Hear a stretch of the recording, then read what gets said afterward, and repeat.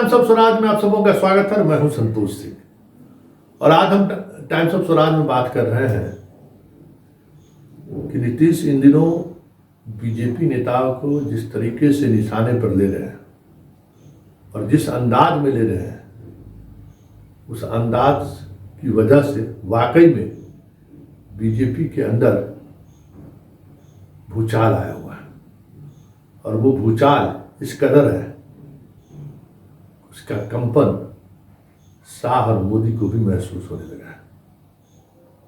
बात बहुत साधारण सी है लेकिन संदेश बहुत बड़ा है।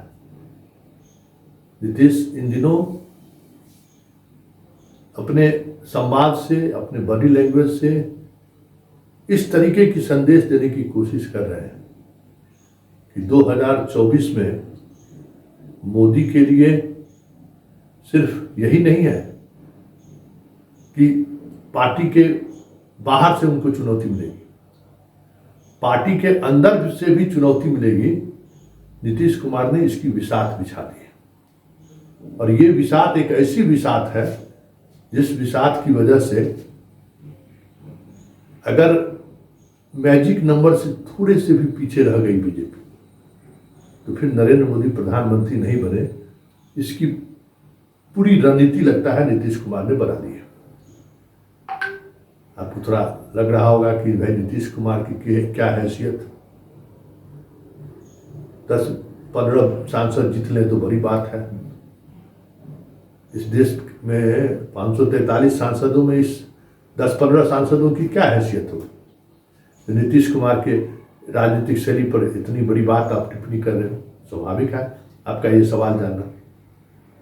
तो जरा नीतीश के उन सवालों के सहारे देखिए बहुत ही कैलकुलेटिव वे में इन दिनों वो सवाल कर रहे हैं और निशाने पर दे रहे हैं। मोतिहारी में राधा मोहन सिंह को देखते हुए उन्होंने बात कही, थोड़ा आपको अटपटा लगा। गोदी मीडिया तो इसको ऐसा हाइप किया जैसे लगता है कि नीतीश कुमार के मित्र हो मोदी। भाई अपना नैरेटिव वो सेट कर रहे थे, लेकिन नीतीश कुमार क्या नैरेटिव सेट कर रहे थे, या तो इसकी समझ नहीं है या फिर उस तरीके से समझ होने के बावजूद भी वो खबर दिखाने की स्थिति में नहीं है। दो ही बात हो सकती है। नीतीश कुमार के सामने बैठे हुए थे राधा मोहन सिंह और वो राधा मोहन सिंह को ये बात कह रहे थे कि हम मित्रता भूलते नहीं हैं, मतलब निश्चिंत रहिए, हमारी आपके बीच वो रिश्ता बना रहेगा। आप देख लीजिए वहाँ आपके साथ क्या व्यवहार हो रहा है। तो जरा उस सीक्वेंस के साथ चलेंगे, जरा सुन लीजिए। जितने लोग हमारे हैं सब साथी है, छोड़िए ना भाई, हम अलग हैं आप अलग है, छोड़ो रे कर सका। हमरा तो दोस्तिया कहियो खत्म होगा। जब तक हम जीवित रहेंगे आप लोगों के साथ भी मेरा संबंध रहेगा, चिंता मत करिए। और सब सुन लिए ना। अब जरा आइए यहाँ पटना, और पटना में एम्स में कार्यक्रम था। एम्स में संबोधन के दौरान वो राम कृपाल का नाम लेते हैं और राम कृपाल की तरफ देखते हुए इशारे करते हैं कि हम आपको देख लिए। मतलब राम कृपाल को उनकी हैसियत जताई जा रही है कि आप इतना बड़ा सीनियर सांसद हैं, केंद्र में मंत्री रहे हुए हैं और आपको कहाँ बिठाया गया है, जरा उसका एहसास कर लीजिए। ये मोदी के राज में ही संभव है, श्रद्धेय अटल जी के राज में संभव नहीं है। तो जरा उस संबोधन का और उस संकेत का जरा आप भी गवाह बनिए। और यहाँ पर उपस्थित हैं पाटलिपुत्र के माननीय सांसद श्री राम कृपाल यादव जी। हम देख लिए आपको, इसलिए आपका नाम ले रहे हैं। आपने सुन लिया, आपने वो संकेत भी समझ लिया। अब जरा उस भाषण के आगे की कड़ी को बढ़िए।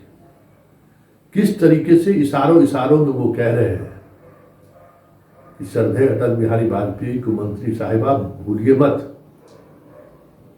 ये सारी चीजें उन्हीं का किया हुआ है और उसके सहारे मीडिया को लपेटते हुए किस अंदाज में नीतीश ने,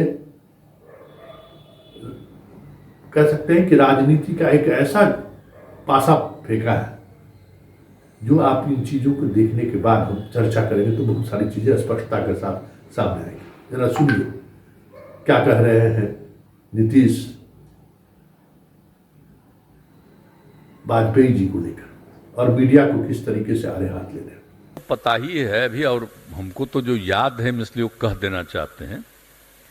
2003 में तत्कालीन प्रधानमंत्री श्रद्धेय अटल बिहारी वाजपेयी जी और उनके कैबिनेट में भी हम मंत्री थे, तो उसी समय श्रद्धेय अटल बिहारी वाजपेयी जी के कार्यकाल में अखिल भारतीय आयुर्विज्ञान संस्थान नई दिल्ली के तर्ज पर देश में 3 नए अखिल भारतीय आयुर्विज्ञान संस्थान एम्स की स्थापना की स्वीकृति दी गई थी, और उसमें एक एम्स पटना में निर्धारित करने का निर्णय हुआ था। ये उसी समय की बात है। तो जरा सा अटल जी का बतवा को पूरा याद रखे रहिए, जब शुरू कब से हुआ था, और जब एक बार शुरू हो गया तब बाद में तो बहुत कुछ हो रहा है।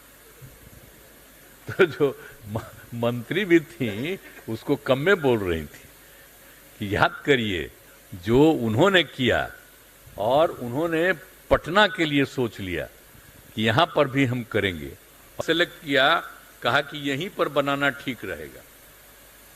तो इस सेलेक्ट किया हुआ हम लोगों का, तो हमारा बतवा तो भुलाइए जाइएगा, आप लोग कभी नहीं याद करिएगा। आई जितना मीडिया वाला है कभी नहीं चर्चा करेगा कि कब किया गया, हम दूसरा चीज बोल देगा उसी को चलाएगा। तो हम इसलिए आज आपको बता रहे हैं, याद करिए इस जगह का चयन किसने किया। एक एक जगह पर आ करके हमारे कुछ अधिकारी सामने आपके बैठे हुए हैं, ये सब मेरे साथ सुबह आ करके और देख करके कहते थे यही ठीक रहेगा। तो ये सब जगह सेलेक्ट किए, तो हम जो जितना किए हैं तो हमारा बतवा थोड़ी बोलिएगा आप लोग कि जब हम लोग काम कर रहे थे तो उसको तो भुलाइए जाइएगा आप लोग। लेकिन अब चूंकि हो रहा है मीटिंग, अब पहले तो जब शुरू हुआ था पहला बार मीटिंग में, तो यहाँ जब 12 में हुआ तो आए नहीं थे। अब मीटिंग जब शुरू हो गया था यहाँ, तो उस मीटिंग में भी हम भाग लिए। लेकिन अब बाद में तो हम आते जाते रहते हैं, लेकिन हम मीटिंग में थोड़ी आए, बहुत साल के बाद मीटिंग में आए। तो इस सब चीज को याद करा देते हैं। जितने आप अधिकारी हैं जरा ये भी जान लीजिए, ऐसा ना हो कि न जानिए कैसे बना। अब भूलिएगा मत, नहीं तो आजकल पुरनका चीजवा किसी को याद रहता है जी। अब नई टेक्नोलॉजी आ गया है, जो भी पुराना हम तो जान के बता देते हैं। आई मीडिया वाले को भी हम बता देते हैं कि पुरनका चीजवा को भूलिए मत। आप तो सबको नोटिस करवे ना करिएगा। यहां तक कुछ पत्रकार बैठा हुआ उसको तो मालूम है, लेकिन चर्चा करेगा बेचारा, अब उसको अधिकार है चर्चा करने का। लेकिन जब हम घूमते थे तो ये लोग नहीं आता था मेरे साथ।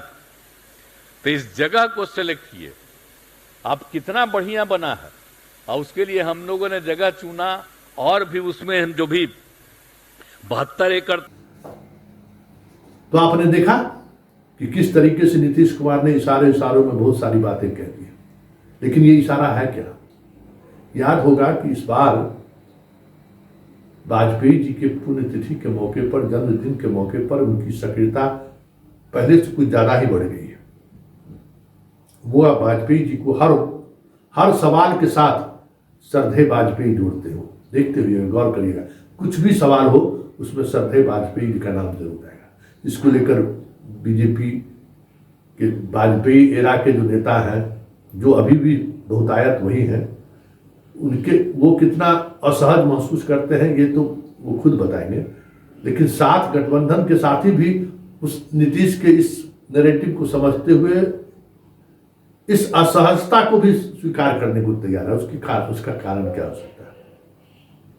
देखिए ये तय है कि जिस तरीके से मध्य प्रदेश में, जिस तरीके से राजस्थान में, जिस तरीके से छत्तीसगढ़ में, और जिस तरीके से यूपी में शाह और मोदी की राजनीति चल रही है, और महाराष्ट्र में भी, कर्नाटक में भी, ये तमाम ऐसे नेता हैं जिनको नीतीश श्रद्धेय अटल बिहारी वाजपेयी के सहारे संकेत दे रहे हैं, जिसको मोदी साइड आउट करने पर लगे हुए हैं। ऐसे तमाम नेता, चाहे वो गडकरी हो, राजनाथ सिंह हो, को संकेत है कि आप मजबूती के साथ खड़े रहिए, आपका मित्र दोस्ती निभाने को तैयार है।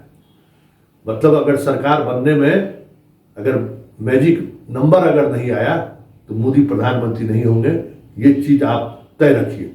इसलिए आप लोग हिम्मत मत हारिए, आप मजबूती के साथ डटे रहिए। नीतीश की राजनीतिक हैसियत 2024 की राजनीति में क्या रहेगी सोचना बड़ा मुश्किल है, लेकिन इनकी इतनी हैसियत जरूर है कि ममता बनर्जी को भी, नवीन पटनायक को भी, देवगौड़ा को भी, बहुत सारे ऐसे नेता हैं, बहुत सारे ऐसे सांसद, शरद पवार भी, ऐसे लोग हैं जिनको ये एक, अगर वो स्थिति बनी कि टीम इंडिया खुद बहुमत की स्थिति में, अगर सरकार बनाने की स्थिति में उस तरीके से नहीं रहती है, पद को लेकर अगर उठापटक होने की स्थिति बनती है, तो इतने सारे नेता हैं जिनसे नीतीश के व्यक्तिगत रिश्ते हैं। हो सके तब मेरा बात मत कभी करिएगा, लेकिन हम सब मदद आपको करते रहेंगे। हम तो आज ही आप लोगों के पीछे बोल दिए, हम सबको तारीफ करते रहते हैं, लेकिन इसके लिए कोई जरूरत नहीं। कोई पत्रकार को हम नहीं कहेंगे कि मेरे बारे में भी यहाँ कुछ बोलिएगा, मत कुछ बोलिएगा, हमारा कुछ मत बोलिएगा, फालतू बात है। आज हम दूसरा जगह बोले हैं तो उसी में अंड बंड बोल दिया। वहां पर हमारा जो पुरनिका सत्य यहीं पर बैठे हुए ना बीजेपी, तो उस समय भी बहुत लोग बैठे हुए थे, तो हम उसी समय उनको कहे करे याद न है भाई, यहां पर जो किए थे आप साथे थे, भुलाइएगा नहीं। तो बेचारे ताली बजाने लगे।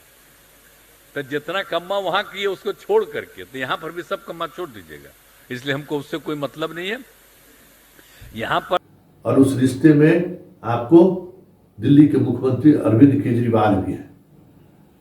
इन सबों को निशाने पर कौन है? मोदी और शाह। और मोदी और शाह नहीं है तो फिर इन लोगों के लिए बीजेपी क्या और कांग्रेस क्या? इसलिए ये जो श्रद्धेय अटल बिहारी वाजपेयी के सहारे जो नीतीश इन दिनों सियासी दाव खेल रहे हैं, उसके पीछे बड़ी वजह यही है।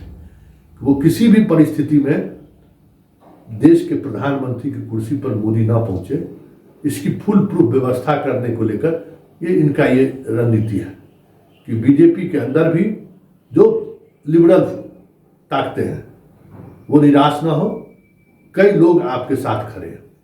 नीतीश का कहने का मतलब, क्योंकि नीतीश ने विपक्षी एकता की जिस मुहिम की शुरुआत उन्होंने पटना से की और जहां तक मुंबई पहुंचा, उसने अपनी ताकत दिखा दी है कि कांग्रेस, आरजेडी और समाजवादी के अलावा जितने भी पार्टियां हैं, उन पार्टियों ने इस गठबंधन में आने की हामी भरी है, उसमें नीतीश कुमार की बड़ी भूमिका है और वो ताकत अभी भी नीतीश में बची हुई है।